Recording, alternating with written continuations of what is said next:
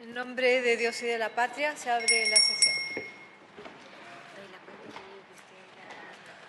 ¿Tiene la cuenta? O sea, no tengo cuenta, pero voy a dar cuenta de eso. Señora secretaria, cuenta, por favor.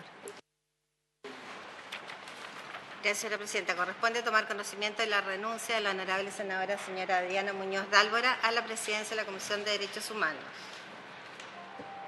Eso sería Muy bien. Eso corresponde, por cierto, dejar la presidencia. Agradezco mucho el apoyo de la Secretaría, de Susana, de Jimena y de los colegas que han estado permanentemente, sobre todo el senador Latorre, ejerciendo este mandato que tenemos de ser parte de la Comisión de Derechos Humanos. Y agradecer a la señora subsecretaria y a su equipo que han estado permanentemente trabajando con nosotros para bien legislar. Así que muchas gracias. Y yo voy a proponer que presida esta comisión el senador Alejandro Navarro. Habrá que tomar votación o será por unanimidad, colega. ¿Unanimidad? Unanimidad. Unanimidad, ya. Entonces, senador Navarro, por favor. Tome la campanilla. Aquí se la dejo. ¿No? Ya está elegido. Ya está elegido presidente. Así que tome la campanilla y usted asume de inmediato.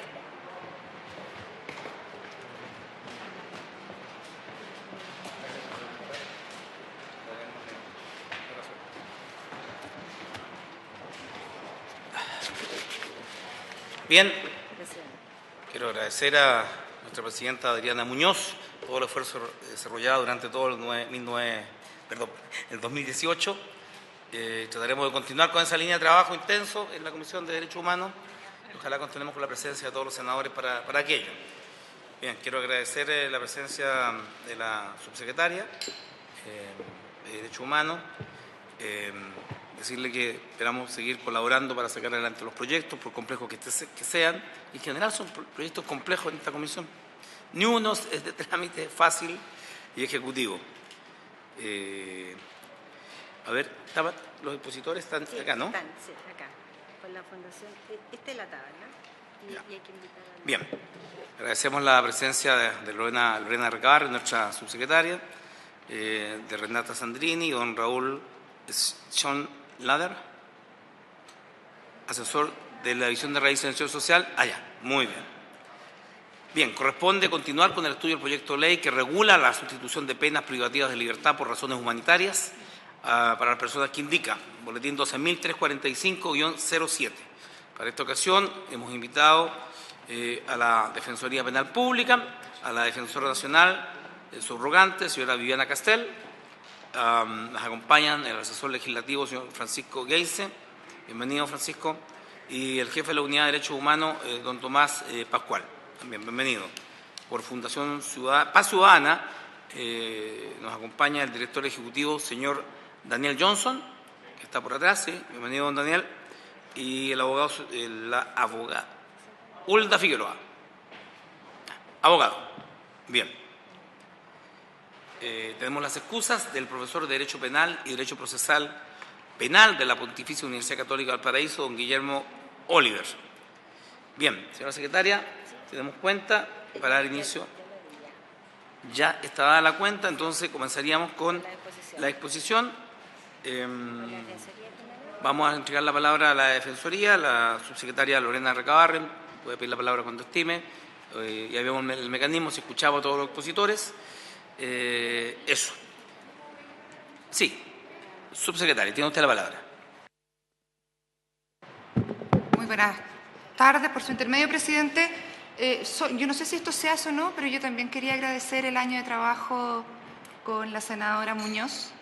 Fue un trabajo fructífero el año pasado. Sacamos un proyecto importante, dos proyectos importantes a través de la Comisión Mixta de Derechos Humanos de Ley de Identidad de Género y luego el Mecanismo Nacional de Prevención de la Tortura. Y bueno, empezamos a avanzar el proyecto de ley de amortinato. Y así que muchísimas gracias desde el Ejecutivo por su presidencia. Además está saludar también el trabajo de Susana y Jimena, pero ellas siguen. Y esperamos, presidente, nosotros ya nos conocimos un poquito más cuando fuimos a Ginebra para el EPU en enero, poder seguir trabajando en esa misma línea, así que contento que usted esté presidente también. Eso era. Gracias, subsecretaria. Yo quiero mencionar que tenemos a Jimena prestada a la Secretaría del Senado, lo que es un honor para nosotros que nuestra secretaria esté allí en la testera del Senado, reemplazando al secretario general hasta que haya humo blanco. Muy bien. Ofrezco la palabra a la señora Viviana Castel, de la Defensoría Penal Pública. Señora Viviana, tiene usted la palabra. Gracias, señor presidente. Por su intermedio, saludo a la honorable comisión y expongo las observaciones de la Defensoría Penal Pública relativa a este proyecto de ley, señalando como antecedente lo que sigue. La Defensoría Penal Pública se erige como la que materializa el derecho a defensa en el sistema de justicia criminal en Chile, y a través del trabajo que despliega la institución se asegura el respeto y la consolidación del debido proceso. A su vez, tanto desde el proceso penal como la sanción derivada del mismo se adquiere legitimidad. En el derecho internacional de los derechos humanos, contar con una defensa penal letrada es parte integrante de la defensa técnica y se entiende como parte del derecho de acceso a la justicia. En ese sentido, la Defensoría Penal Pública es un organismo cuyo trabajo deriva y se inspira en el respeto irrestricto de los derechos humanos. De lo anterior se sigue que el mandato que lleva adelante esta institución, así como de las opiniones que verte en el ámbito de su competencia, son consistentes con los fundamentos que dan su origen y que no son otros que las obligaciones internacionales que el Estado de Chile ha suscrito y que se encuentran vigentes. El empleo del derecho internacional de los derechos humanos es una herramienta que día a día defensoras y defensores emplean en las alegaciones que se verifican en audiencia y en múltiples actividades que se lleva adelante por parte de la Defensoría Penal Pública. Particularmente importa el estándar de los derechos internacionales para que el trabajo en el ámbito de las personas privadas de libertad esté a las alturas. La ausencia de una ley de ejecución penal y del Tribunal de Ejecución hacen indispensable el uso de estas herramientas como una guía en la defensa penitenciaria. Y en este sentido, estamos convencidos que en una futura legislación de esta materia que recoja los diversos ámbitos relacionados con defensa penitenciaria, también recogerá el contenido abordado por este proyecto de ley. ¿Y qué es lo que comenta o qué es lo que contiene este proyecto de ley? Propone la inclusión de una serie de supuestos para que una persona privada de libertad por el cumplimiento efectivo de una pena pueda sustituirse por un arresto domiciliario. La reclusión domiciliaria total como un mecanismo alternativo a la pena no existe en la actualidad. Solo está considerado en dos ámbitos, parecido en dos ámbitos, en lo que dice relación con la medida cautelar de arresto domiciliario total que contempla el Código Procesal Penal en el artículo 155, letra A, y también en la Ley 18.216, en lo que se refiere a la reclusión parcial, en específico en el artículo 7º, que habla de un encierro en el domicilio del condenado a lo menos 46 horas semanales, como también en un establecimiento especial. Con todo, la reclusión total es una nueva figura como medida alternativa del cumplimiento que propone el proyecto de ley en la incorporación de un artículo 468 bis, inciso sexto del Código Procesal Penal, y también en el artículo 697, inciso sexto del Código de Procedimiento Penal. De acuerdo a este proyecto de ley, esta medida alternativa de cumplimiento, tanto aplicable al régimen del sistema procesal actual como en el sistema de procedimiento penal anterior al actual, sería aplicable a personas cumpliendo penas privativas de libertad en los siguientes supuestos: padezca de una enfermedad en fase terminal, padezca un menoscabo físico grave e irrecuperable que le provoca una dependencia severa y tenga 75 años de edad o más y hayan cumplido la mitad de la pena o 20 años en el caso de presidio perpetuo y 40 en el caso de presidio perpetuo calificado. De acuerdo a lo que acabo de señalar, al inicio de esta intervención, la opinión de esta institución, Defensoría Penal Pública, se basa en el respeto irrestricto de los estándares fijados en el derecho internacional de los derechos humanos y la experiencia acumulada en el trabajo de estos años en lo que se refiere a la defensa penitenciaria. A partir de lo anterior, consideramos que este proyecto es una señal muy positiva para la situación que afecta a personas privadas de libertad que se encuentran en alguno de estos supuestos referidos. Sin embargo, existen algunos matices que vale la pena tener en cuenta, que es nuestro aporte para hacer efectivo este estatuto de una forma armónica con la legislación existente en la materia y con el derecho internacional. Supuesto 1 y 2. Personas diagnosticadas con una enfermedad en fase terminal y personas que padezcan un menoscabo físico grave e irrecuperable que le provoque una dependencia severa. En relación al supuesto referido, el diagnóstico de una enfermedad en fase terminal parece razonable la exigencia de un informe del Servicio Médico Legal que ratifique esta condición. Pero tenemos la siguiente salvedad. Es conocido por todos los intervinientes la carga de trabajo del Servicio Médico Legal. Por ello, estimamos que se le deben atribuir los mecanismos necesarios para que dicho informe sea evacuado en un tiempo oportuno, si se toma en consideración que la persona está en una fase terminal y que el tiempo de sobrevida en sí mismo es limitado. En consecuencia, recibida la solicitud por parte de la pericia, por parte del Servicio Médico Legal, debiese esta institución darle prioridad dentro de las cargas de trabajo. Aunque el proyecto de ley contempla el informe que debe evacuar el Servicio Médico Legal por la vía más rápida y en un plazo breve que fije el tribunal, lo cierto es que lo que debe inspirar este informe es que resulte oportuno y eficaz para los fines que se persiguen. En este orden de idea y reiterando lo ya señalado de las cargas de trabajo del Servicio Médico Legal, debiera contemplarse también otras vías alternativas para conceder la sustitución de pena, de acuerdo a, por ejemplo, que profesionales de una red asistencial de salud pública también puedan extender estos certificados que acreditan la situación de enfermedad terminal, de una manera, eso sí, temporal, encontrándose sujetos a la confirmación que envíe el Servicio Médico Legal con la confirmación del diagnóstico, dada la situación precaria en la cual nos encontramos. En relación, ahora bien, a la existencia de un menoscabo físico grave que genera una dependencia severa, los elementos considerados para que sean calificados como tal no parecen del todo claros y que puede dar lugar a confusiones.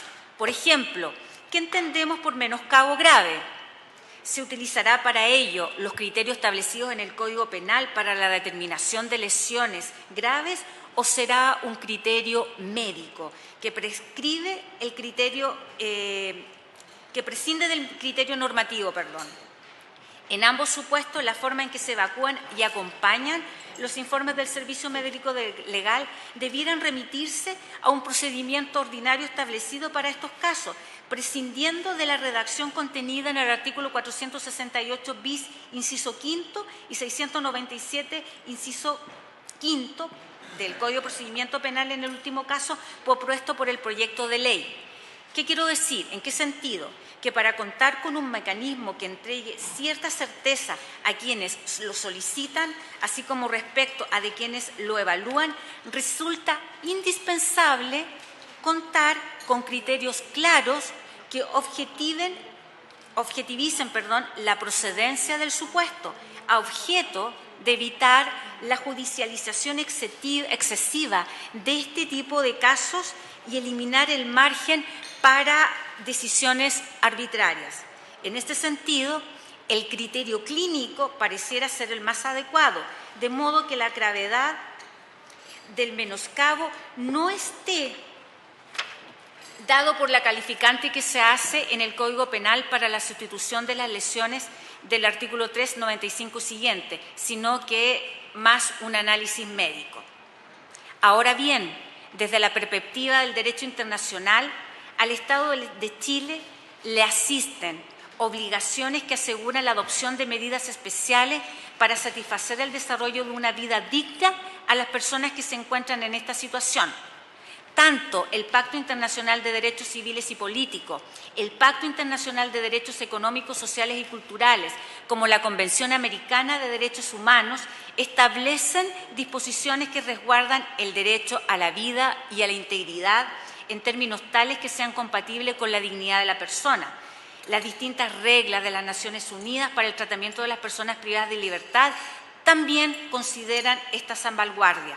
Y en este sentido, los organismos respectivos han ido desarrollando los estándares aplicables a situaciones como esta, estableciendo el deber de los Estados de asegurar el acceso de las personas privadas de libertad a la atención médica adecuada que permita su desarrollo en condiciones de dignidad.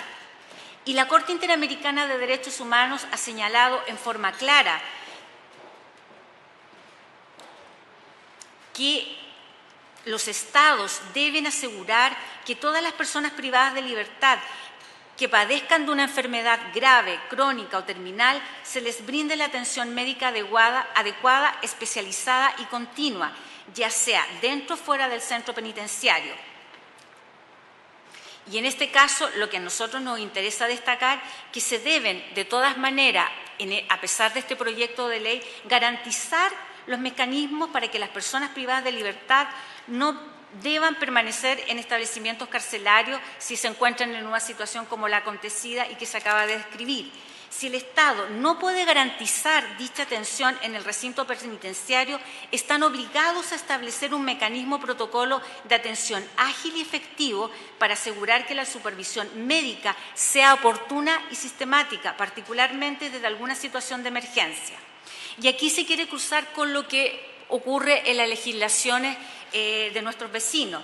Existen a nivel regional legislaciones que contemplan algunas de estas hipótesis para conceder mecanismos alternativos de cumplimiento de la pena privativa de libertad.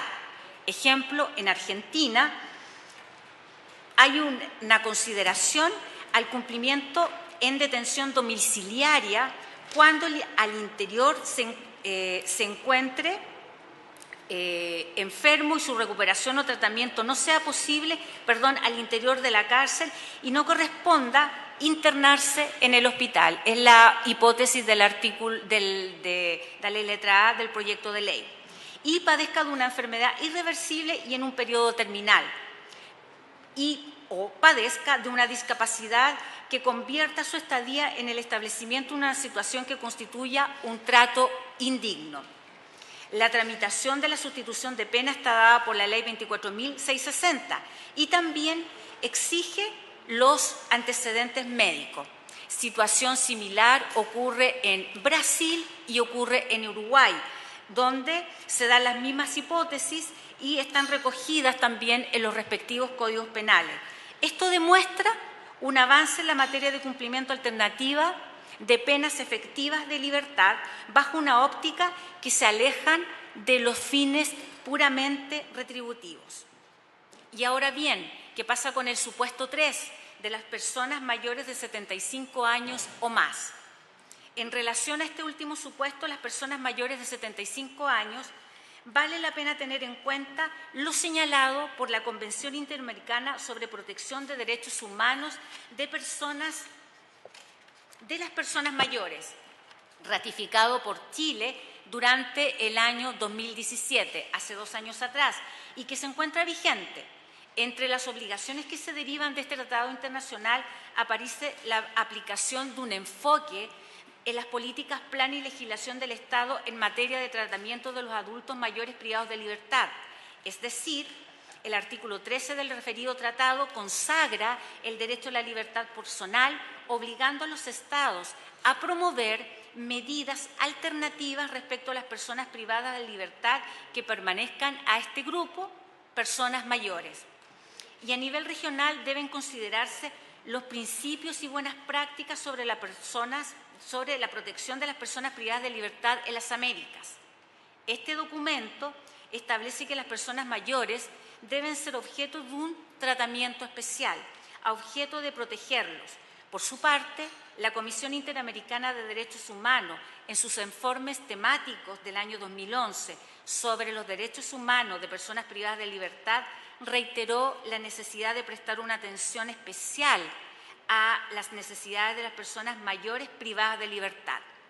Sin embargo, la aludida convención establece, y esto es un tema a considerar interesante, como edad máxima para determinar la calidad de persona mayor, los 65 años.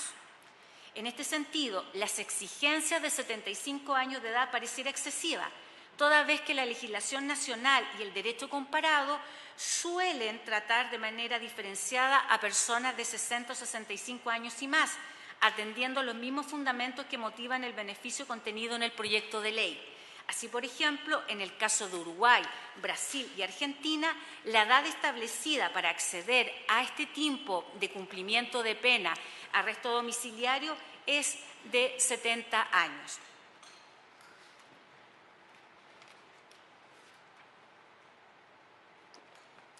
Otro aspecto a considerar: tratamiento diferenciado a personas condenadas por graves violaciones a los derechos humanos, delitos de lesa humanidad, genocidio, crímenes de guerra. El proyecto de ley no efectúa una diferenciación entre los delitos de naturaleza ordinaria y aquellos que se refieren a graves violaciones de los derechos humanos, tal como lo hacen las legislaciones revisadas a nivel regional. Argentina, Brasil y Uruguay efectúan un tratamiento diferenciado de estos casos. En este sentido, se aleja del criterio empleado en las últimas modificaciones introducidas al Decreto Ley 321, donde se efectúa una diferenciación entre los requisitos exigidos para el otorgamiento de la libertad condicional, según se tratase de personas condenadas por delitos comunes, y aquellos condenados por graves violaciones a los derechos humanos. Esta distinción parece razonable y en sintonía con las obligaciones de derecho internacional, la cual establece requisitos más exigentes para otorgar beneficio a personas que han cometido este tipo de crímenes. Así, por ejemplo, el Estatuto de la Corte Penal Internacional, suscrito y ratificado por Chile y que se encuentra vigente, considera la posibilidad de reducir la pena bajo el cumplimiento de ciertos requisitos. Esta misma línea adoptó la modificación introducida recientemente al Decreto de Ley 321, que exige requisitos adicionales para la concesión de la libertad de las personas privadas de libertad por su autoría o participación en crímenes que se encuentran en la categoría de graves violaciones a los derechos humanos, consistente en colaboración sustancial para el esclarecimiento del delito o confesión o aporte de antecedentes serios y efectivos en otras causas que se sigan por hechos similares. A lo anterior hay que agregar el estándar fijado por la Corte Interamericana de Derechos Humanos en materia de investigación, juzgamiento y sanción de este tipo de casos. Desde su primera sentencia contenciosa en el caso Velázquez Rodrigo versus Honduras, en que se sostiene la obligación que recae sobre los estados de sancionar de manera efectiva este tipo de hechos, asimismo a propósito de la sentencia dictada en contra del Estado de Chile en el caso Monacid. La Corte determinó que cualquier mecanismo que propendiere a favorecer la impunidad de este tipo de crímenes es contraria a la obligación de los estados derivados de la Corte Americana de Derechos Humanos. Es decir, la existencia de mecanismos que eximan el cumplimiento íntegro de la condena privada de libertad a personas condenadas a esta clase de crímenes debe ser mirada con especial cuidado para que no operen como un mecanismo de impunidad encubierta, dada la especial naturaleza de los mismos. Recientemente, la Corte Interamericana de Derechos Humanos, con ocasión de la dictación de una sentencia de supervisión en el caso de Cántura y Barrías Altos contra la República de Perú, sostuvo que el principio de proporcionalidad debe verificarse tanto en la aplicación de la pena como en su ejecución. Esto a propósito de la aplicación de un indulto humanitario al expresidente Fujimori, condenado por graves violaciones a los derechos humanos en dicho país. La especial naturaleza y gravedad de los hechos debe tomarse en cuenta al momento de analizar la adoptación de mecanismos alternativos del cumplimiento de la pena o de la revocación de la misma. Lo relevante es que ni lo uno ni lo otro se transformen en factores de impunidad.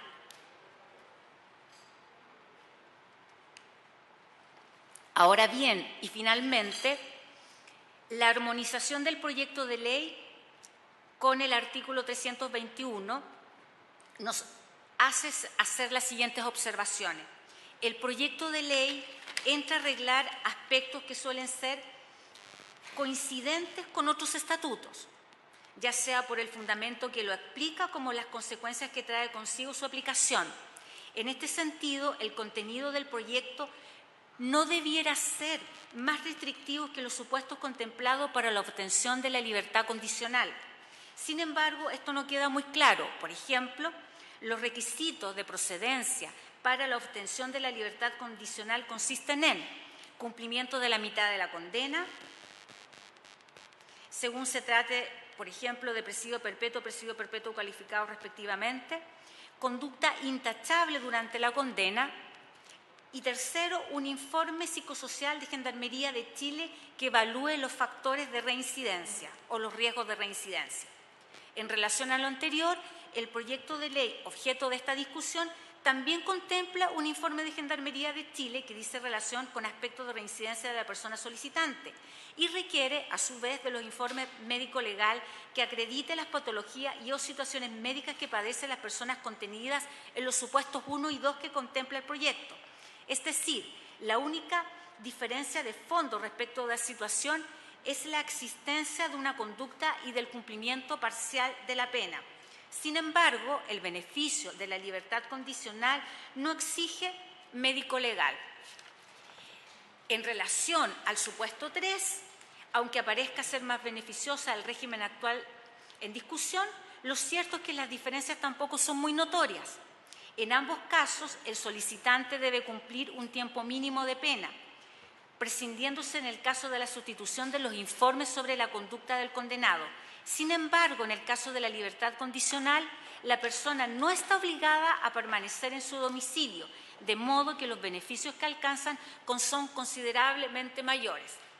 En resumen, la libertad condicional exige menos requisitos y otorga más beneficios, y en relación a este proyecto de ley exige requisitos y de todas maneras hay una restricción de libertad que se debe ejecutar en el domicilio del solicitante.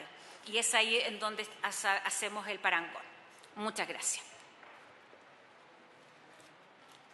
Bien, quiero agradecer a la Defensoría Penal su posición, a doña Viviana Castel. La acompañan también don Fernando Geise y don Tomás Pascual. Entiendo que está subsumida la opinión de ustedes. Puedo hacer preguntas al equipo, ¿no? Una vez que terminen las exposiciones. Muy bien. Quiero entregar la palabra por la Fundación Paz Ciudadana al director ejecutivo, don Daniel Johnson. Sí. Don Daniel. Sí, muchas gracias, presidente, y a toda la comisión por la invitación a participar en esta reunión. Tenemos una presentación, pero ahí Hulda va a ayudarnos y va a acompañarnos en la exposición también. Bueno, me acompaña Hulda Figueroa, que es abogado senior, investigador senior de la Fundación Paz Ciudadana y que tiene una expertise de varios años ya en estas materias. Primero, vamos a ver el temario de la presentación que preparamos. Vamos a revisar primero brevemente cuál es el mecanismo propuesto, qué es lo que está considerando el proyecto de ley y cuáles son sus fundamentos. Lo vamos a ver rápido porque es un poco repetitivo con la presentación que ya hizo la Defensoría.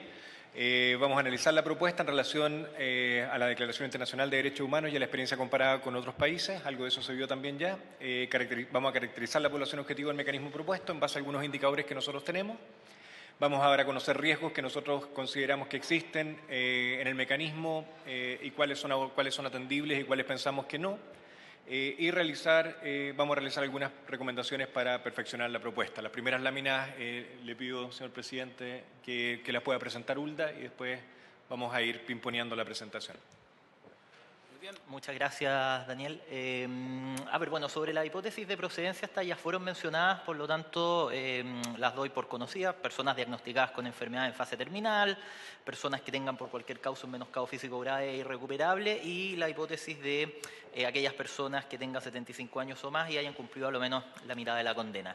Sí me interesaría revisar brevemente, aunque está contenido en el proyecto de ley, un poco cuál es el procedimiento general para la concesión o para el acceso a este mecanismo. Evidentemente, cumplidos los requisitos, el solicitante tendrá que voluntariamente requerirlos al tribunal, y este debe resolver en base a información que le comunica ya sea Gendarmería de Chile respecto del riesgo de reincidencia, y esto opera en todas las hipótesis, o información respecto de la hipótesis 1 o 2 sobre la gravedad, progresividad e irreversibilidad de la enfermedad o la situación de dependencia del solicitante, emitida por el servicio médico legal. Concedida por el juez, verificado por el juez el cumplimiento de los requisitos, entonces se sustituye la pena por arresto domiciliario bajo el control o de Gendarmería de Chile mediante el mecanismo de monitoreo telemático en la hipótesis tercera de las personas mayores de 75 años, o mediante Carabineros de Chile en los demás casos.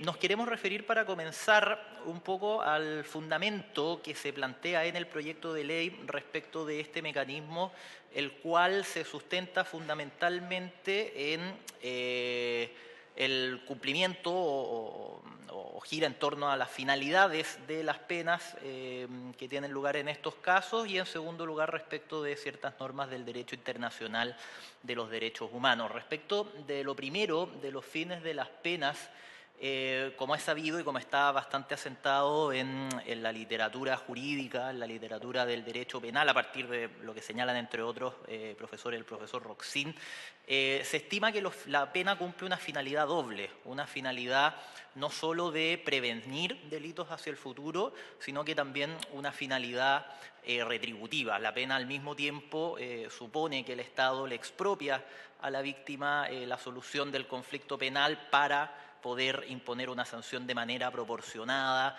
y con una sanción idónea al delito cometido, y además establece o realiza esto con fines preventivos, como vamos a señalar en algunas láminas más posteriores y en base a cierta evidencia que hemos recogido sobre la población objetivo de esta medida. En este caso, la finalidad que debiera ponderar el juez en este caso no es tanto la finalidad preventiva por el bajo riesgo de reincidencia, según indicaremos, que presenta la población objetivo de esta medida, sino que tiene más bien que ver con cuestiones en el ámbito de la retribución. Daniel va a señalar algo al respecto. A ver, o pasemos a la siguiente, por favor, y pidiendo disculpas a los abogados por la simplificación extrema que estamos haciendo en este esquema, pero creo que da cuenta un poco de cuál es la motivación que hay detrás de este proyecto de ley. Primero, evidentemente, el sistema, al aplicar una pena, lo que busca es restablecer una condición de equilibrio en el sistema, que esa pena tiene una proporcionalidad con el daño generado. Sin embargo, lo que establece o lo que justificaría la medida es que ese daño generado no está equilibrado con la pena cuando se incorpora una especie de pena adicional, que es la que está materializándose por una condición de salud que tiene la persona que está siendo privada de libertad.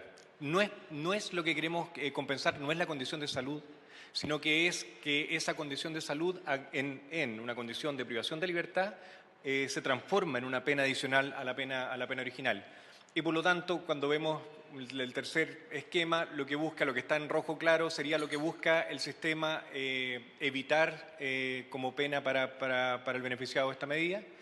Y es, además de eliminar la pena adicional que se produce por la condición de salud, como no es posible eliminar exclusivamente eso sin reducir o sin salvar la condición de que esa persona está privada de libertad, el sistema se ve obligado a quitar algún tiempo de la privación de libertad, y eso restablece la condición a un mejor equilibrio, que por supuesto no es un equilibrio completo, porque el equilibrio completo, si es que estaba bien determinada la pena, se daría con el cumplimiento completo de la pena o con alguna de las medidas que ya existen para poder salvar esa situación.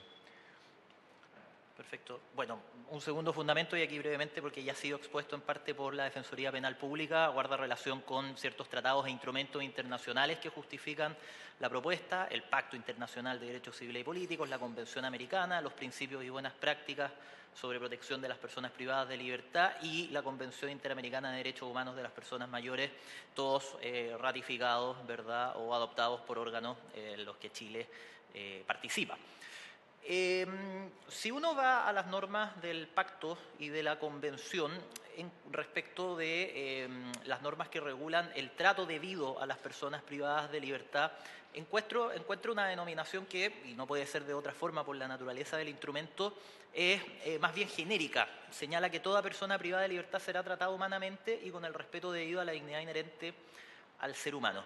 Pero si uno revisa el boletín, encuentra, el boletín que da lugar a este proyecto de ley, encuentra una frase que es bastante decidora de cuál ha sido la intención del Ejecutivo o la forma como el Ejecutivo ha querido encarnar o ha querido operacionalizar este criterio internacional del derecho internacional de los derechos humanos, cuando señala que las mínimas condiciones de humanidad que deben considerarse dicen relación con evitar que estas personas convivan en un ambiente que pueda acelerar su deterioro físico, psíquico y social. Y ahí creemos nosotros se encontraría un poco el espíritu que motiva a este proyecto de ley en cuanto el poder identificar a ciertas personas que efectivamente están cumpliendo una pena privativa de libertad, pero que padecen por distintas razones condiciones de salud que pueden verse agravadas producto de su privación de libertad.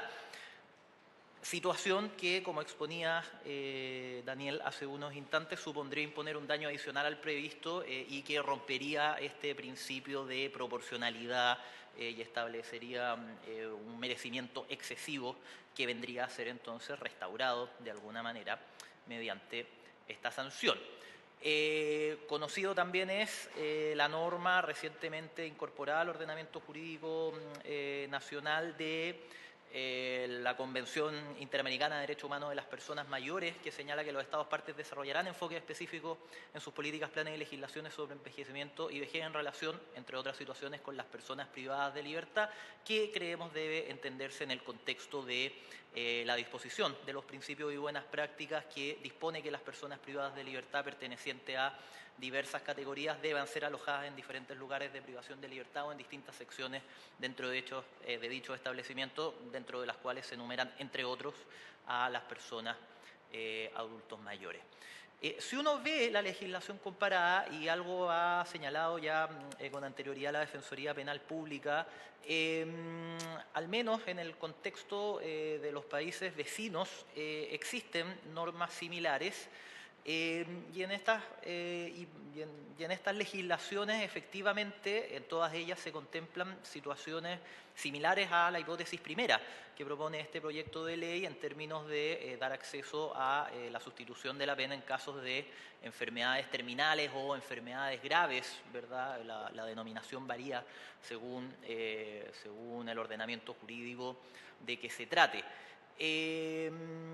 Sin embargo, la experiencia o las legislaciones comparadas en esta materia han ido un poco más allá incluso de lo que propone nuestro proyecto de ley. Incluso, por ejemplo, en el caso de la legislación argentina se contempla como hipótesis aquellas donde la cárcel impide recuperar o tratar una dolencia, por ejemplo, cuando esto situaciones de naturaleza temporal, pero no por eso menos gravosa para la persona privada de libertad. Y en el caso de las hipótesis que tienen que ver con la edad, efectivamente, como se ha señalado anteriormente por la Defensoría Penal Pública, la mayoría de los sistemas jurídicos establecen como límite de edad no los 75, sino que los 70 años, pero también establecen dos cuestiones que es necesario tener presente. Algunos de ellos, por ejemplo, como en el caso de Brasil, establecen cierto límite en relación a tipos de delitos o a duración de ciertas penas, y otros, como en el caso del sistema uruguayo, condiciona la concesión del beneficio a que el juez pueda valorar que ello no suponga riesgos, y riesgos no solamente de reincidencia, sino que riesgos en términos de otras materias, en atención a las circunstancias del delito cometido.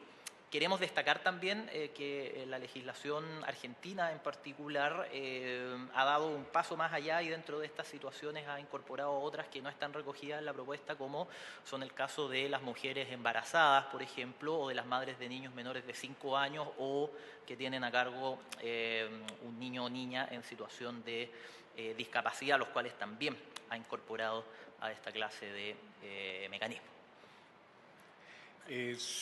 Con respecto a la población objeto de la medida y las características, para las hipótesis 1 y 2, lamentablemente no hay datos disponibles sobre la cantidad de personas con enfermedad temporal o con dependencia física privadas de libertad y por lo tanto no podemos hacer una estimación de cuántas personas podrían ser las que se beneficiarían de esta norma.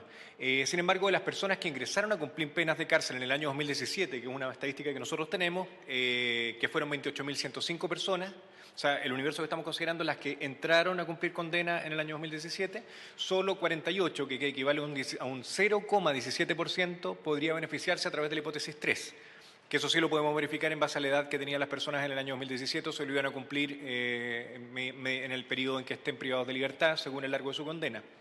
Y por lo tanto es un número relativamente bajo de las personas privadas de libertad, al menos en la hipótesis 3, bastante bajo. Asimismo, también eso se verifica porque 120 personas a esa fecha, el año 2017, se encontraban condenadas a penas de presidio perpetuo.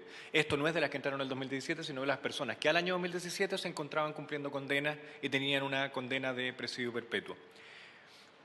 Si vemos también cuáles son las condiciones de reincidencia de las personas que podrían ser beneficiadas por esta norma, dentro del grupo de reclusos mayores de 75 años, actuales o futuros, hay personas condenadas en general por los siguientes delitos. Esto lo primero que hicimos fue verificar cuáles eran los delitos que más se repetían en personas que tenían este rango de edad, y se ve que la mayor cantidad son homicidios, parricidios o femicidios. Segundo lugar, violación. Tercer lugar, tráfico, microtráfico de drogas. Y hay un cuarto que era los delitos por porte de armas. Sin embargo, no tenemos información de reincidencia, que es lo que estamos graficando aquí, y por eso no lo mostramos en la lámina. Con respecto al homicidio, parricidio, femicidio, lo que vemos en azul es la reincidencia. Aquí es bien importante, la reincidencia medida como personas que a los 3 años de cumplida condena vuelven a ser condenados por cualquier delito, no necesariamente por el mismo delito por el que fueron condenados la primera vez. Si vemos entonces, medido de esa forma, las estadísticas muestran que alrededor del 50% de las personas vuelven a ser condenados a los 3 años por cualquier otro tipo de delito. Esas son las estadísticas que sacó la misma Fundación Paz Ciudadana y que actualizó este año en el estudio de reincidencia. Sin embargo, en este caso, cuando vemos por edad, vemos que en cualquier edad las personas que cometen homicidio, parricidio, femicidio tienen alrededor de un 28% de reincidencia, pero cuando hacemos un zoom a las personas que tienen más de 48 años, eso baja radicalmente a un 7%. Lo mismo pasa en el caso de violación o abuso sexual. A cualquier edad tienen una reincidencia de alrededor del 13% y en los mayores de 48 años solo del 4%. Sin embargo, en el caso del tráfico, microtráfico de drogas, la disminución no es tan alta como en el resto como en los otros delitos. Sin embargo, es sumamente importante de todas maneras. Baja la reincidencia de un 32% aproximadamente para el total de la población y eso disminuye a un 22%, 23% en el caso de personas mayores de 48 años. Riesgos potenciales del mecanismo que hemos encontrado y que consideramos relevante enumerar, no necesariamente riesgos que nosotros verifiquemos que son ciertos, sino que pusimos las condicionantes que se dan a proyectos de ley de este tipo que hemos recogido nosotros en Chile o también en proyectos de otros países. Lo primero se plantea problemas de legitimidad y percepción de impunidad. Si bien la percepción de impunidad y de legitimidad inicial se ve, evidentemente tiene una relación más bien con un desconocimiento del sistema, lo vamos a ver más adelante en una lámina muy simple, pero los sistemas, a medida que las penas se hacen cargo de condiciones de este tipo, tienden a ser percibidos como sistemas de justicia más legítimos por parte de la ciudadanía. Entonces creemos que un argumento que en el largo plazo beneficia, que la norma beneficia la percepción de legitimidad que tiene el sistema. En segundo lugar, se piensa que podría debilitar la capacidad de disuasión de la pena. Y aquí, pasemos por favor una lámina muy simple también, pero esto es mucho las medidas punitivas, en el fondo, que tienden a aumentar las penas. Al final, siempre la persona que está pensando en delinquir resuelve una ecuación muy simple, que es que la percepción del costo de delinquir está relacionado con la probabilidad de detención y de condena que tenga. Y eso se multiplica por la probabilidad de tener del tiempo, o sea, no por la probabilidad, por el tiempo de condena. O sea, el costo que percibo al delinquir va a estar condicionado por la probabilidad de que tenga que cumplir esa condena. Como la probabilidad de detención y de condena es bastante baja, o sea, nosotros vemos en Chile el porcentaje en casos de que no tienen imputado conocido, los casos de los que el sistema se entera, que son los que entran al sistema de justicia, tienen una resolución de alrededor del 5%. O sea, existe una condena o existe algún acuerdo reparatorio. Solo el 5%. Si sabemos que el 60% de los delitos se denuncia, por lo menos en los delitos de robo, hay otros delitos que se denuncian menos pero que no tenemos evidencia, entonces estamos pensando que el sistema realmente termina en una condena o en un acuerdo reparatorio en alrededor entre el 2 y el 3% de los delitos que se cometen. Y por lo tanto la probabilidad de detención tiende a cero y por lo tanto independiente de un aumento o una disminución de la condena, el efecto que eso tendría en una percepción del costo de delinquir es absolutamente irrelevante. Y esto pasa para los dos lados, o sea, eso es una justificación que bota muchos argumentos de que hay que aumentar ciertas condenas para cierto tipo de delitos porque así vamos a inhibir que esto ocurra. Y también en este caso, cuando pensamos que esto podría hacer que las personas pudieran pensar que es menos la falta y por lo tanto podría incentivar la comisión de ciertos delitos, también se cae porque es un argumento que está muy condicionado por la probabilidad de detención que es extremadamente baja. Si volvemos entonces al listado que estábamos verificando, en el punto 3 tenemos la capacidad del sistema, ya lo planteaba la Defensoría. Hay un temor, yo creo bastante fundado, de la capacidad que tiene el Servicio Médico Legal en particular de verificar los casos, en los casos de la hipótesis 1 y 2, y esto puede transformarse en un mecanismo usado con extrema frecuencia si no se establecen protocolos estrictos de admisibilidad también. O sea, esta medida, abrir esta puerta, puede significar efectivamente que en todos los casos los abogados utilicen este mecanismo para tratar de intentar una salida, sobre todo por la hipótesis 1 y 2.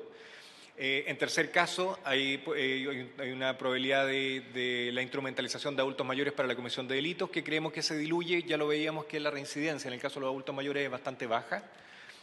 Sin embargo, hay algunos delitos en particular que se tiene que prestar atención, como en los delitos de microtráfico, donde se ve que la baja de la comisión de delitos nuevos, o sea, la reincidencia, no es tan alta, esa baja no es tan relevante como en otro tipo de delitos. Y por último, en la idoneidad de mecanismos de control propuesto, también lo planteaba la Defensoría, hay problemas que se han constatado en las visitas de carabineros para controlar las medidas cautelares y también hay problemas que se han verificado en la implementación del monitoreo telemático por parte de Gendarmería. Entonces son dos situaciones que tenemos que revisar como país antes de tomar la decisión de implementar este mecanismo.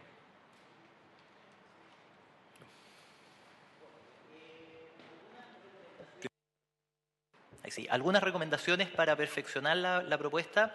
En primer lugar, si uno lee el proyecto de ley, entre otras cosas, no queda muy claro cuál va a ser el rol o la misión del juez de la judicatura en la autorización del beneficio. Y esto no solo por un hecho que hizo presente la Corte Suprema en su informe, de que no queda muy claro en principio cuál va a ser el órgano, el tribunal, que bueno, uno podría interpretar que va a ser el juzgado de garantía, sino que hay algo un poco más de fondo. Si uno lee el proyecto de ley en el estado en el que está, uno podría entender que lo único que debe hacer el juez para efectos de conceder el beneficio es constatar que se hayan emitido los informes que exige la ley, es decir, en el caso de la hipótesis 1, 2 y 3, que haya un informe sobre el riesgo de reincidencia de Gendarmería y que se haya, en el caso de la hipótesis 1 y 2, emitido un informe del Servicio Médico Legal.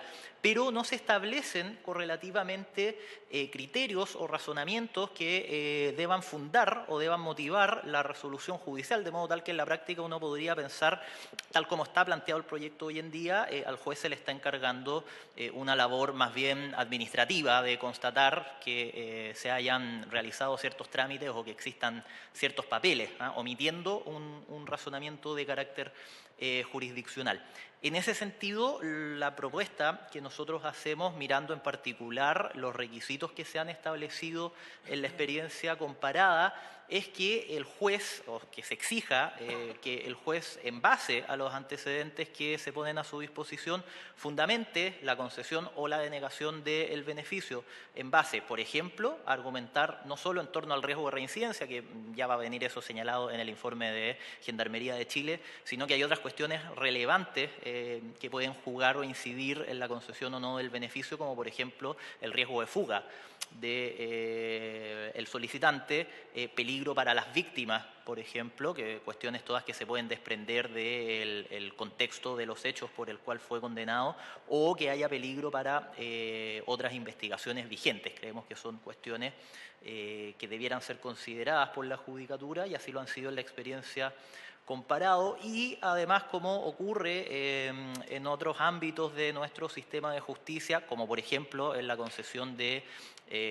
penas sustitutivas, una reflexión en torno a la afectación de los fines de la pena. Actualmente nuestra legislación, para conceder penas sustitutivas, le exige al juez que pueda estimar que no hay peligro para el cumplimiento de alguno de los fines de la pena, y consideramos que sería un razonamiento valorable desde la perspectiva del rol de la Judicatura. En segundo lugar, y considerando que parte de la legitimidad de este mecanismo, de este procedimiento, se juega en la efectividad de sus mecanismos de vigilancia, considerando los problemas que han sido relevados por diversos estudios y diversas instancias en materia de control de medidas cautelares por parte de Carabineros, que tienen básicamente que ver con la sobrecarga de trabajo de la institución policial. Una segunda sugerencia guarda relación con establecer como mecanismo de vigilancia general el monitoreo telemático. El monitoreo telemático ha mostrado ser bastante eficaz, no solamente como mecanismo de control, sino que, y aquí adelantamos, nos permitimos adelantar, nosotros en la Fundación estamos realizando un estudio sobre el sistema de pena sustitutiva, y parte de los resultados de ese estudio muestran que el mecanismo de monitoreo telemático ha sido también de los que ha presentado mejores resultados en términos de eficacia. Por lo tanto, bien valdría la pena explorar su implementación como un mecanismo de vigilancia general. Y por último, y dado, volviendo a lo que se planteaba en láminas anteriores, de que el objetivo planteado implícitamente por el proyecto es evitar que que un grupo de personas convivan en un ambiente que pueda acelerar su deterioro físico, psíquico y social, creemos que bien valdría avanzar no solamente en un mecanismo o un sistema que considere hipótesis puntuales, sino que en un mecanismo un poco más general y un poco más sistémico. Evidentemente, siempre hay que tener presente que el sistema de justicia penal, para mejorar su eficacia, tiene que considerar también cuestiones como aumentar el cumplimiento de penas en medio libre, mejorar las condiciones humanitarias generales de la población privada de libertad o priorizar la reinserción mediante programas basados en la evidencia. Pero en lo que guarda relación con este proyecto de ley en particular, consideramos que el fundamento que establecen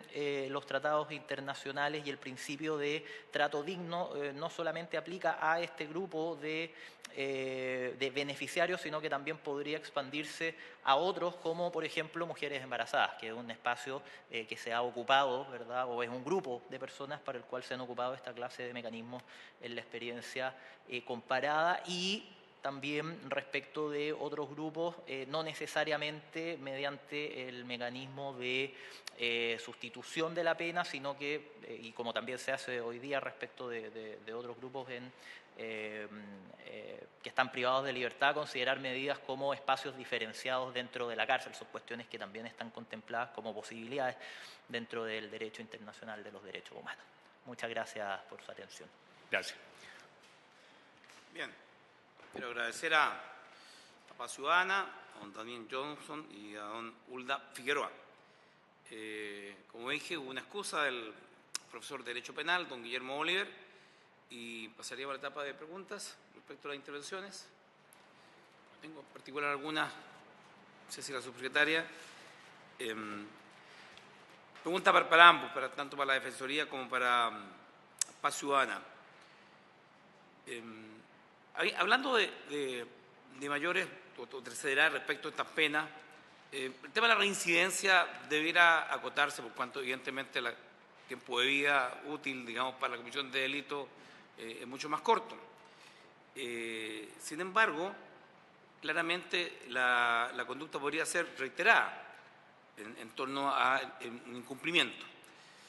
Estamos hablando de un proyecto de ley que tiene una razón fundamental de proteger los derechos de la legislación internacional en el ámbito de las personas mayores de edad, pero con el particular elemento político que fue discutido en esta comisión, de que tiene un grupo direccionado que son quienes están procesados por violación de los derechos humanos y han presentado algunas de estos tipos de requisitos que pudieran acogerse en legislación internacional: enfermedad terminal, grave enfermedad u otros.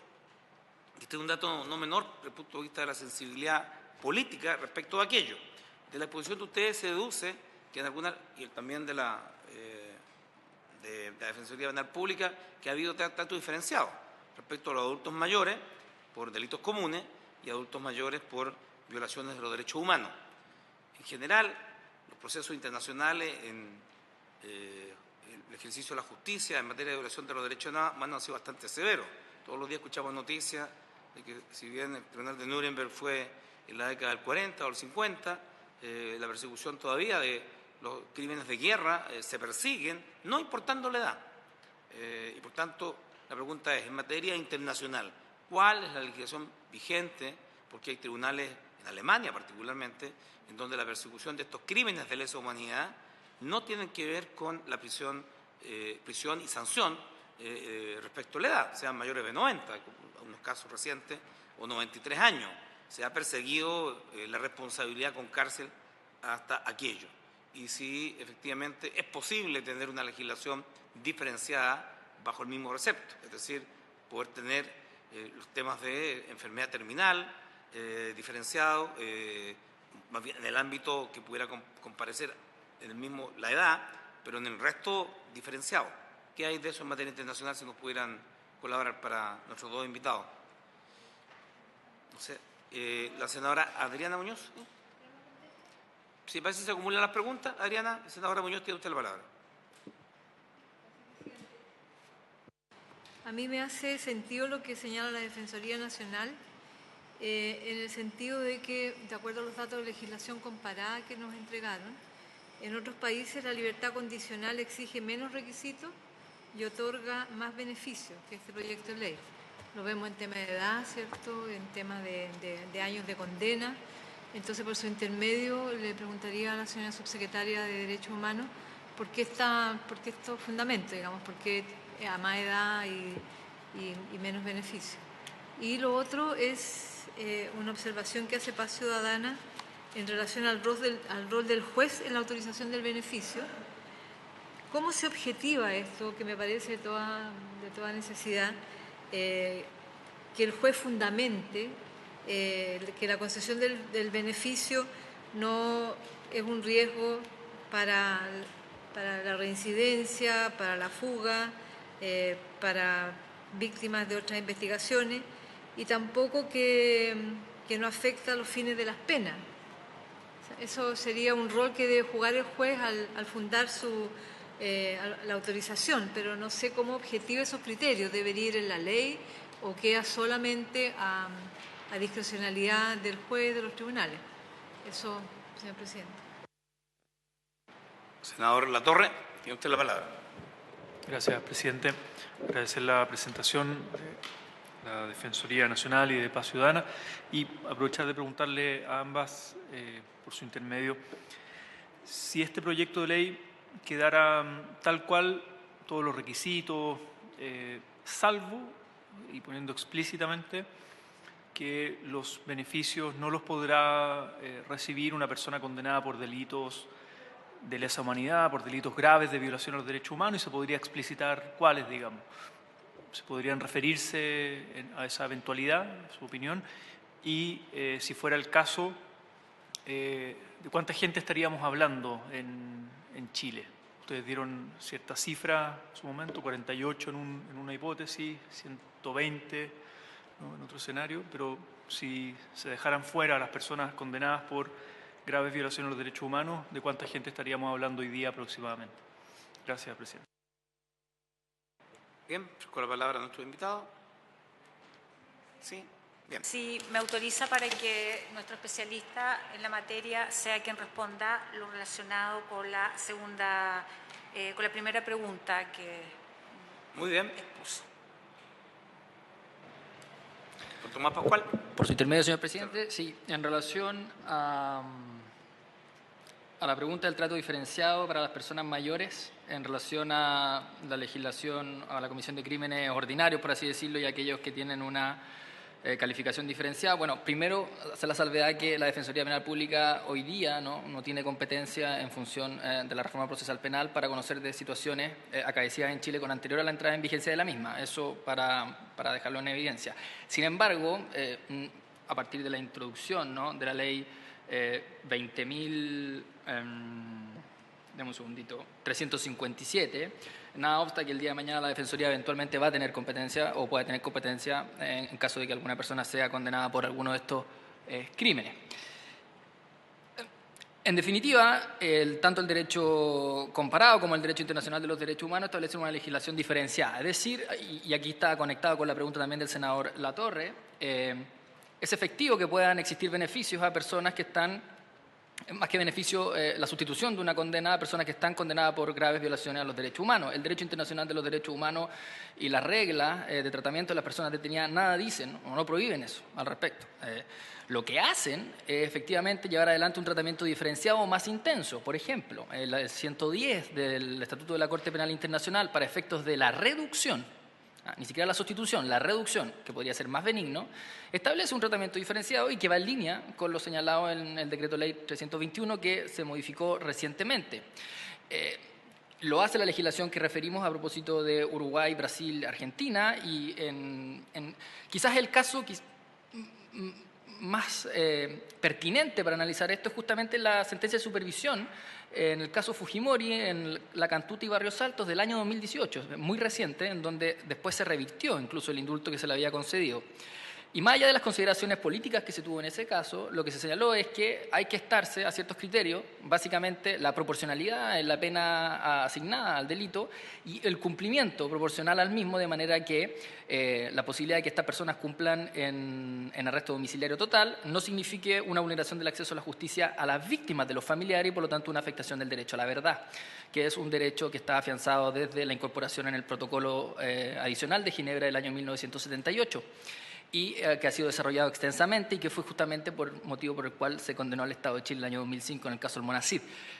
En definitiva, este proyecto, que es muy positivo, en todo lo que dice relación con las solicitudes humanitarias, para poder tener un estatuto especializado y que no sea el indulto la vía para obtenerlo, cree la Defensoría que puede hacer un tratamiento diferenciado, teniendo en consideración la situación especial que tienen aquellas personas condenadas por graves violaciones de los derechos humanos. No obstante, la Defensoría Penal Pública no tiene competencia para llevar adelante la defensa letrada de estas personas producto de las reglas procedimentales.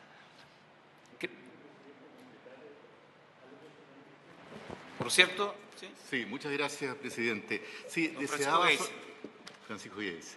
Deseaba solamente complementar en el sentido de que el carácter diferenciado que tiene este tipo de delitos de lesa humanidad se demuestra ante todo en que son imprescriptibles. Es decir, aquí la persecución continúa, cualquiera sea la edad de la persona, ¿no es cierto?, que está siendo enjuiciada, y por supuesto la ejecución se inicia. Ahora, nosotros como Defensoría, por supuesto que por razones humanitarias, estamos por la aplicación general de este proyecto a todos los delitos comunes, pero creemos que, y consecuente con nuestro apego a los tratados internacionales y al derecho internacional de los derechos humanos, debe existir condiciones distintas respecto de estas personas. Y ese es un trabajo que nosotros en realidad no nos compete desde el punto de vista de la sugerencia, pero si uno examina cada uno de los requisitos, puede apreciar de que, por ejemplo, el de la edad podría ser un requisito que no operara en el caso de los crímenes de lesa humanidad, o que aumentara en su intensidad a una edad mayor, que en el caso de las enfermedades terminales o en el caso de los impedimentos que signifiquen un grave deterioro de la persona, bien puede ser que los requisitos de certificación sean también mucho mayores y sean mucho más estrictos. Es decir, en general nosotros creemos que tiene que haber una diferenciación si los miramos desde la óptica del derecho internacional de los derechos humanos y de la situación muy especial que tienen estos delitos en la legislación internacional.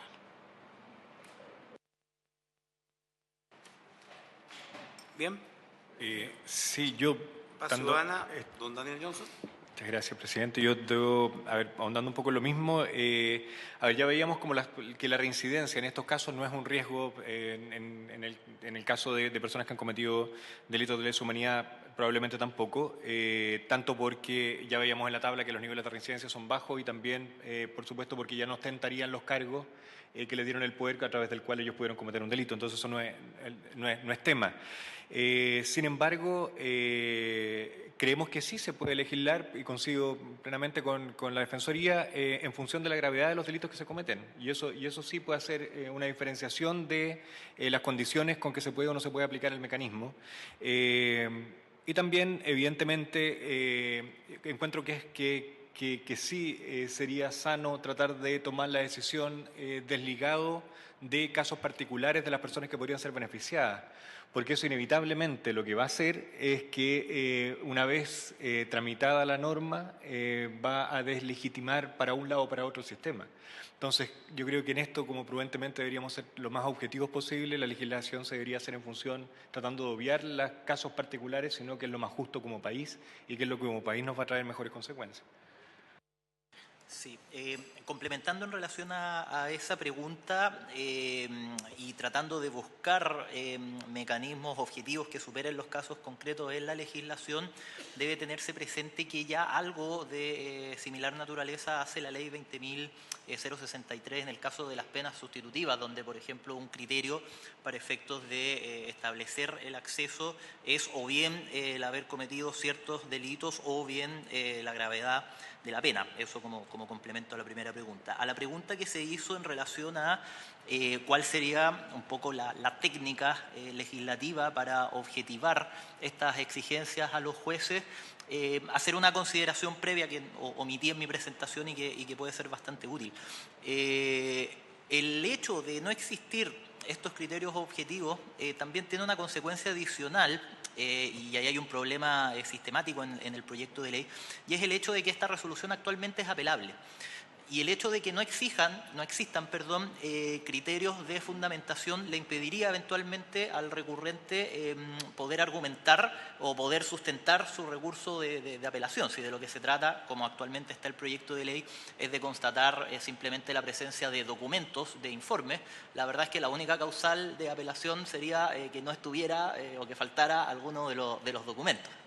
Entonces, básicamente lo que hace la incorporación de estos criterios, además, es garantizar el derecho al derecho al recurso y, evidentemente, sustentar la obligación que tienen los jueces de fundamentar sus sentencias. En concreto, un mecanismo similar al que puede recurrirse es el que está contemplado actualmente en nuestra legislación, también en la ley 20.063. Si uno va a los requisitos de procedencia de cada una de las penas sustitutivas, normalmente estos tienen 3 requisitos. El de la letra C de los respectivos artículos establece mecanismos para que, o más bien obligaciones al juez de fundamentar su decisión, ya sea en determinados fines de las penas, por ejemplo, poder establecer o poder hacer una prognosis de que producto de la imposición de la pena sustitutiva el sujeto tiene posibilidades de reinserción o se verá disuadido de la comisión de determinados delitos, o derechamente, de una manera similar, incorporar frases en el sentido de hacerle una exigencia al juez que no tiene que ser necesariamente copulativa, puede ser una u otra, ¿verdad?, de fundamentar su decisión en una prognosis de que no habrá riesgo de reincidencia, riesgo de peligro para las víctimas o para la realización de investigaciones futuras. Esto es algo que uno en la experiencia comparada ve, por ejemplo, en la legislación de Uruguay, donde al utilizar este término riesgo no hace específicamente alusión a un riesgo de reincidencia, que es algo que ya estaría cubierto por el Servicio Médico, perdón, por Gendarmería de Chile, y que es más bien una cuestión técnica y permite incorporar estas otras valoraciones que son más bien jurídicas y son fácticas, y eso perfectamente se puede exigir yendo al mecanismo concreto, instaurándolo derechamente en la norma, diciendo, bueno, el juez deberá considerar en su resolución tales materias. Bien. Señora subsecretaria. Lorena Cabarren, tiene usted la palabra. Muchas gracias, presidente, por su intermedio. Acompañar algunos datos que requería el senador Latorre y, por otra parte, responder a la pregunta de la senadora Muñoz. En relación a la proyección de eventuales beneficiados por este proyecto de ley humanitario, los datos que tenemos precisos son evidentemente aquellos mayores de 75 años. Del total de condenados hay 107 condenados mayores de 75 años, 69 de casos de delitos de lesa humanidad, que tienen la mitad de la pena cumplida y por lo tanto podrían eventualmente acceder, son al 22 de enero del año 19, 22 de los cuales 8 corresponden a delitos de lesa humanidad. Respecto de los otros dos criterios, el supuesto 1, y estos no son precisos porque en el fondo habría que tener a la mano el último informe del Servicio Médico Legal. Esto está en base a informes médicos de continuidad de gendarmería, pero de continuidad en la privación de libertad. Respecto de enfermedades terminales, estaríamos hablando de 7 personas privadas de libertad, 8, bueno, y no más de 15 en el caso de personas no autovalentes, del total de la población penal. Respecto de estos dos números no tengo la distinción entre, como decía el abogado Pascual, aquellos delitos ordinarios respecto de aquellos delitos de lesa humanidad. Esas son más o menos las cifras que estamos manejando. En relación a lo que comentaba la senadora Muñoz a propósito de un comentario que hizo la Defensora Nacional Subrogante respecto de las diferencias entre la libertad condicional o los requisitos para la libertad condicional y la conmutación de la pena que estamos revisando aquí en el proyecto de ley que se propone, hay una diferencia sustantiva, ¿no? Cuando hablamos de la libertad condicional hablamos de un beneficio carcelario para cumplir en el medio libre una condena, ni sustitución ni la remisión de la misma, y el beneficio está relacionado principalmente y en su base tiene la reinserción y la rehabilitación y la reinserción de esta persona, porque suponemos que esta persona, una vez que cumpla su condena, aparte de ella, por ejemplo, en libertad condicional, va a volver a incorporarse a la sociedad. Por lo tanto, los requisitos que respecto de esa persona deben requerirse son muchos, o no sé si mucho más, pero en el fondo son especialmente cuidados y pueden ser un poco más altos, porque estamos pensando en la reincorporación de esa persona una vez termine cumplida su condena a la sociedad. En el caso del proyecto de ley humanitario no estamos hablando de un beneficio carcelario. Derechamente, y por eso lo hemos denominado así en la conversación, ¿verdad? Se trata de un proyecto de ley humanitario, por lo tanto, su naturaleza es de carácter humanitario. Y como bien se señalaba previamente, tanto por parte de Paz Ciudadana como de la Defensoría Penal Pública, en parte de sus presentaciones, los criterios humanitarios normalmente no distinguen, ¿verdad? Ni los autores ni la gravedad de los delitos, porque suponen que el criterio humanitario trasciende, ¿verdad? En principio, sin perjuicio de que evidentemente estamos aquí para debatir características particulares de los autores o de los crímenes cometidos.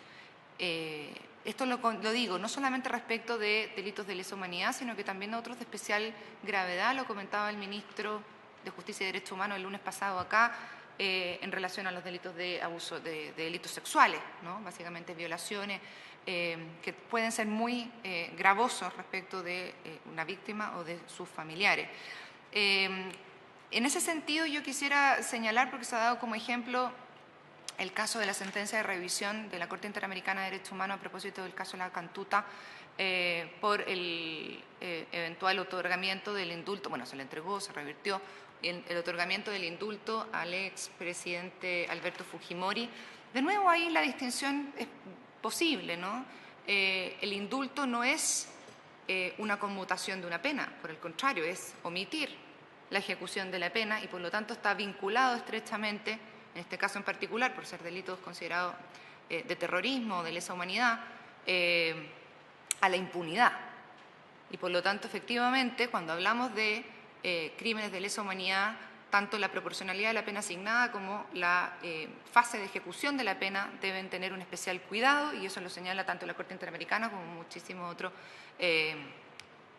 declaraciones o documentos que podamos encontrar sobre la materia, relatoría especial o grupos de trabajo, pero tiene que ver con la ejecución de la pena y por lo tanto dejamos sin ejecutar una pena. Aquí, por eso se ha previsto una conmutación de pena y no una reducción, como es el caso que eso también podríamos conversar del artículo 110 del Estatuto de Roma, que también tiene que ver con un beneficio de dejar sin ejecución una parte de la pena. Aquí, de nuevo, el criterio es la conmutación de la pena porque se entiende, ¿verdad?, que esa persona no vuelve, de alguna manera, a reinsertarse en la sociedad y, por lo tanto, de ahí la diferencia con los criterios, en particular, por donde comenzó la pregunta, que tiene que ver con las diferencias con la libertad condicional. Gracias, presidente. Bien. Bueno, quiero agradecer, este debate recién comienza.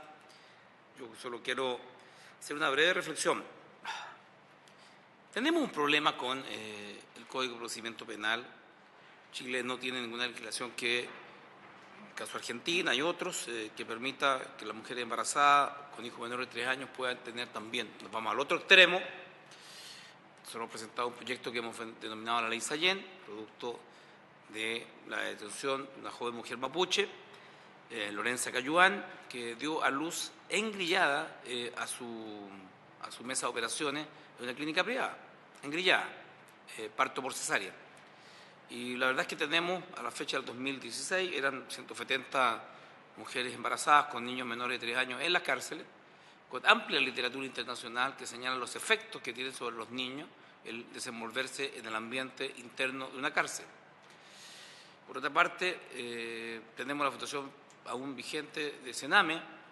Es un hecho claro de la causa de que tenemos un grave problema como sociedad. He presentado un proyecto de ley para la creación de la verdad sobre los abusos de los niños, verdad y reparación de abusos sobre los niños del Sename. Las cifras son categóricas, violentas, brutales, nos avergüenzan. 1 de cada 2 presos en las cárceles públicas de Chile viene del Sename. Y en algunos casos esta cifra alcanza al 56%, cárceles de mi región, al 60%, al 71%. Es decir, que los que están presos en las cárceles de Chile, a lo menos la mitad proviene de un hogar del Sename que es responsabilidad del Estado haber formado, atendido a ese niño. Por lo tanto, hay una responsabilidad enorme y creo que la Comisión de Verdad y Reparación por los niños abusados del Sename tiene que ser una realidad. El actual ministro de Justicia, Hernán Larraín, por quien tengo un enorme respeto, lo planteó siendo senador. Digo esto porque estamos abocados a una reforma al Código de Procedimiento Penal en torno a un segmento etario respecto de derechos humanitarios. Tenemos uno en el ámbito de la juventud, porque estos jóvenes a los 14 años salen, los tíos les pasan dinero y se van a la misma población de los cuales fueron rescatados en un hogar abandonado a los 3 años, sin ninguna capacitación. Y en el caso, por cierto, es el tema de Sename, que a mí presidí esta Comisión de Derechos Humanos, hicimos 9 sesiones, escuchamos a cientos de personas y la verdad es que la política respecto de abordar esta problemática avanza lenta. Lo único que hemos hecho es doblar el subsidio a las entidades que se atienden de ello, pero que también tienen un grave cuestionamiento. Le damos más plata, pero en realidad no hemos ido al tema de fondo. El Cereco de Coronel, y lo digo con pena y también con cierta vergüenza, tiene 60 internos, 219 funcionarios Es decir, nos cuesta 5 millones cada interno al mes, 5 por interno, 5 millones por interno al mes. El modelo está fracasado, o sea, el modelo del Sename fracasó. El Estado es el principal responsable de que estos niños, en su mayoría, estén en la cárcel hoy día. No supimos qué hacer con ellos. Entonces, estamos con la preocupación que hacemos con los adultos mayores en las cárceles. Yo me pregunto cuántos de estos jóvenes, y una pregunta legítima, que han ingresado tempranamente al área delictual, van a llegar a ser adultos mayores que tengan que enfrentar, digamos, este tipo de beneficios. Hay más de 100.000 procesados en Chile, 51.000 están en las cárceles, los otros 50.000 están en régimen de libertad o régimen distinto, y somos proporcionalmente uno de los países con mayor número de presos, un poco más alejado de Estados Unidos. La cárcel no resuelve el problema, ese es un tema de fondo, claramente no lo resuelve. Y hoy día ha entrado en debate la medida de autorizar el control de identidad de los menores de 14 años, es un debate político, han salido todos los expertos, fiscales, psicólogos, sociólogos que dicen que no hay impacto alguno y las estadísticas no mienten, ningún impacto en materia de reducción del delito que ha ido creciendo. Habrá más denuncias, esto es un tema de debate político, todos los gobiernos han prometido atacar el delito. ¿Por qué hago esta reflexión? De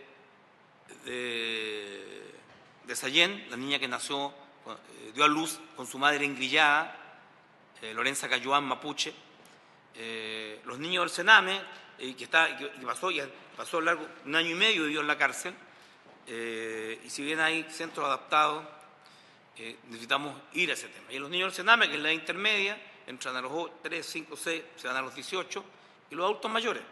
Entonces estamos con una visión sobre el grupo etario de los adultos mayores. Está bien, Chile avanza raudamente a tener al 2050 más de la mitad de su población sobre los 55, 60 años. La pirámide etaria está cambiando brutalmente. De hecho, la tasa de mortalidad está levemente superior a la tasa de natalidad. Y es un tema país. A propósito del debate de la migración, yo espero que esta comisión... ¿Cuándo vamos a discutir el proyecto de migración? Vino a la comisión, ¿eh? No vino a la Comisión de Derechos Humanos. Y paradojalmente, y eso es muy bueno, porque cuando discutimos el tema relacionado con los niños del Sename, despejamos la variable, el 0,36% de los delitos en este país se lo cometen extranjeros. 0,36%, despejando claramente la variable de que la migración ha traído aparejada la criminalidad. Entonces, yo digo, este es un proyecto que tenemos que discutir más integralmente.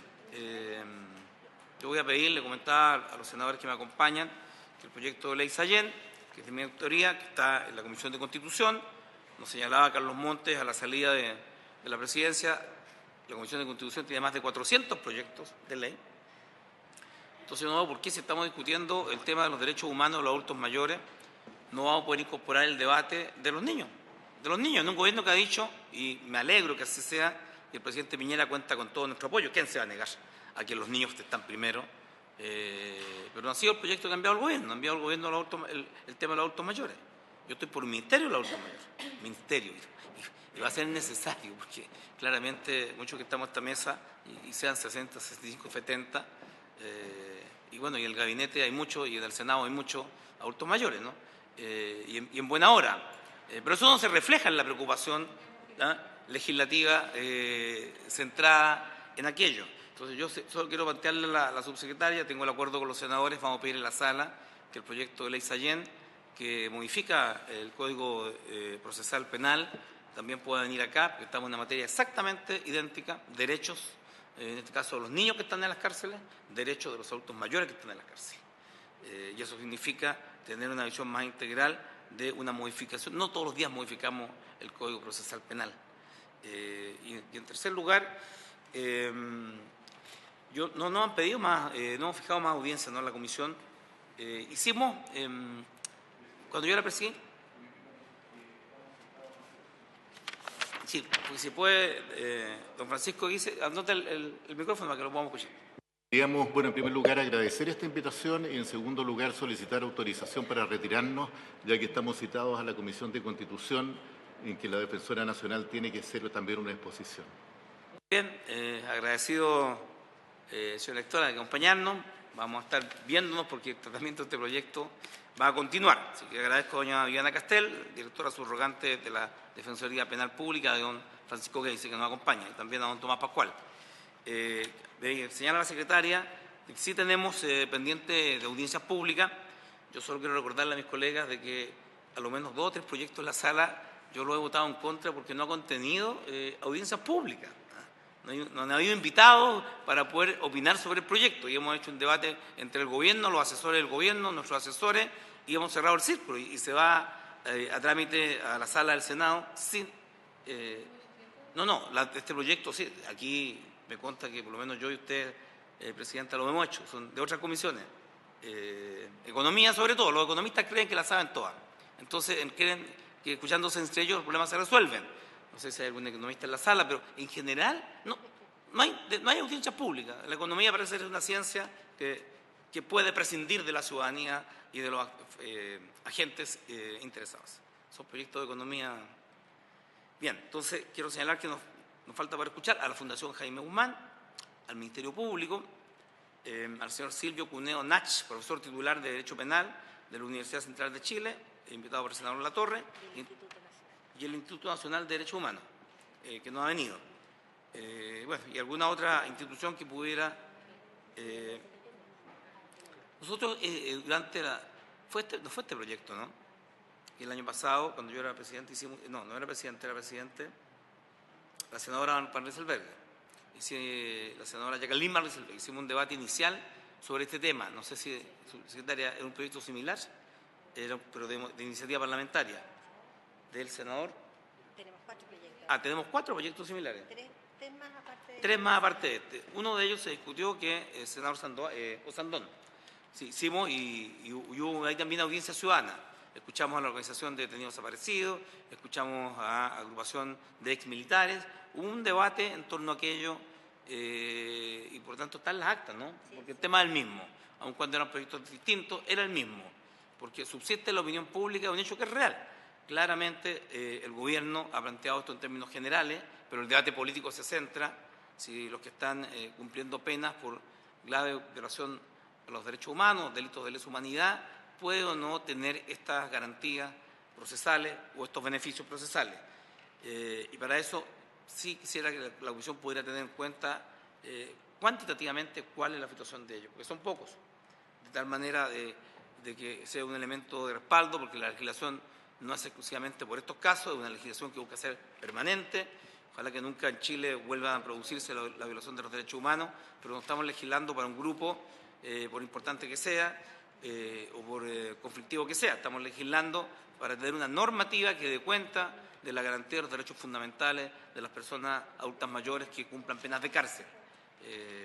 Con el agregado que también esperamos poder agregar también los menores de edad, más que menores de edad, los niños, menores de 3 años, en el caso de las mujeres embarazadas al interior de las cárceles. Eso es. No sé si hay algo más que agregar. Una cosa que me preocupa, senadora Adriana Muñoz. Se lo planteé al señor ministro la semana pasada, usted estaba, señor subsecretario, que es el tema del indulto presidencial. Yo entendí cuando se fundamentó el envío de este proyecto, entendí que esto eximía al presidente o presidenta de la República de el indulto en estas materias. Entonces, me dijo el señor ministro que esto permanecía para estos casos humanitarios, digamos. Bueno, permanecerá la figura del indulto presidencial en muchos casos, pero entendí yo que esto venía como a reemplazar el indulto en estas materias. Entonces, por lo que dijo el ministro, entiendo que va a permanecer. Nosotros podemos tener una ley, en el caso de los condenados por delitos de lesa humanidad, podemos establecer que hacemos una disposición normativa separada, pero igualmente va a tener la facultad el presidente de indultarlo. Entonces, puede ser, no sé, un trabajo... Tenemos a la subsecretaria, tenemos a Paz Ciudadana. Lo que sí recuerdo claramente que bajo la presidencia del presidente Frey, sometido a la presión psicológica y política que significa la vida de una persona, optamos el derecho a la pena de muerte, estaba el indulto presidencial y esa facultad presidencial, muy parecida a los romanos, digamos, al César, cuando decidía o no con el pulgar quién vivía y quién moría, le fue cambiada. Entonces, yo voy a pedir a la biblioteca que nos informe si esta facultad persiste o no el indulto por razones humanitarias, en cuántos casos se ha usado en la legislación nacional, cuáles son sus raíces históricas legales y si permanece. Porque la senadora Adriana Muñoz tiene razón, si estamos haciendo todo este debate para que un presidente después de toda esta discusión diga que va a indultar igual, mejor le dejamos este problema al presidente de turno, porque eso violenta la facultad del Congreso. Senadora. ¿No? Solicitar por su intermedio a la biblioteca, ya que usted ha hecho alusión, que pueda entregarnos un estudio de legislación comparada en esta materia, de los indultos presidenciales, cómo opera, en qué caso. Y también en relación a esta legislación, hemos conocido los cuerpos de convenios internacionales, pero de legislación internacional, pero me gustaría ver qué pasa, así como nos mostraron una pequeña muestra de Argentina, Uruguay, ver qué pasa en Estados Unidos, en los países europeos en relación a esta libertad condicional por razones humanitarias. Bien, senadora, igual a ver si podemos invitar a un especialista en esta materia, abogados de algún par de universidades, lo más pluralistas posible siempre, que nos den visiones tanto del mundo humanista como del mundo más conservador, porque en temas de materia jurídica, valórica, siempre tenemos dos visiones. En materia del indulto, ¿les parece? Bien, así se acuerda, y habiéndose cumplido el objeto de la sesión, se levanta, esperando que nuestros próximos invitados puedan ayudar a enriquecer este debate. Gracias por la asistencia. Levanto la sesión.